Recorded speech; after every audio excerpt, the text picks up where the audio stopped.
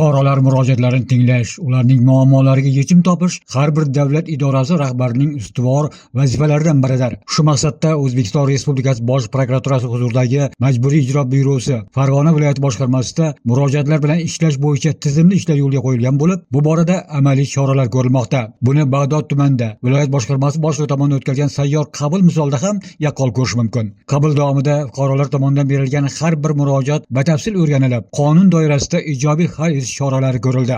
Asosan aliment to'lovlari, bank va kredit qarzdorliklarini undirishga oid masalalar muhokama qilingan sayyor qabulda jami 19 nafar fuqaroning murojaati boshqarma boshlig'ining diqqat e'tiborida bo'ldi. Takroriy murojaat qilgan 2 nafar fuqaro bilan esa alohida suhbat o'tkazilib, mas'ul xodimlarga aniq topshiriqlar berildi. Byuroning Bag'dod tuman bo'limida Majburiy ijro byurosining Farg'ona viloyat boshqarmasi boshlig'i tomonidan navbatdagi sayyor qabul o'tkazildi. Ushbu sayyor qabul o'tkazilishidan maqsad fuqarolarni uzog'ini yaqin qilish, muammolariga yechim topishdan iborat bo'ldi.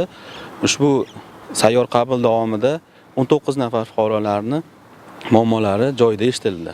Bu kabi sayyor qabullar davom etmoqda.